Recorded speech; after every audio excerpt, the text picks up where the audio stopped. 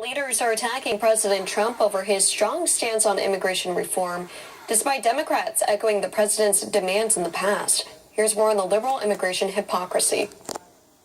As the leftists in Congress push for a compassionate bill for DACA recipients, their past stances on immigration mirror the current policies of President Trump, well before he made immigration reform the centerpiece of his candidacy. In 1990, Senator Chuck Schumer advocated an end to chain migration. It should not simply be family relationships that determine who comes here.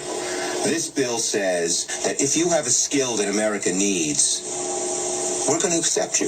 In 1994, Senator Dianne Feinstein called for more agents, fencing, lighting, and better equipment, and proclaimed her dissatisfaction with how illegal immigration was hurting California taxpayers. I think we can enforce our borders. I think we should enforce our borders. To have a situation where 40% of the babies born on Medicaid in California today are born of illegal immigrants creates a very real problem for the state, which is in deficit. We have 17% of our prison population at a cost of $300 million a year. The illegal immigrants who come here and commit felonies. That's not what this nation is all about. At the 1995 State of the Union address, then President Bill Clinton received a bipartisan standing ovation for his tough rhetoric on illegal immigration. We are a nation of immigrants, but we are also a nation of laws. It is wrong and ultimately self-defeating for a nation of immigrants to permit the kind of abuse of our immigration laws we have seen in recent years, and we must do more to stop it. Then Senator Barack Obama said in 2006 to the New York Times, quote, "When I see Mexican flags waved at pro-immigration demonstrations, I sometimes feel a flush of patriotic resentment. When I am forced to use a translator to communicate with the guy fixing my car, I feel a certain frustration." There's no denying that many blacks share the same anxieties as many whites about the wave of illegal immigration flooding our southern border. The number of immigrants added to the labor force every year is of a magnitude not seen in this country for over a century.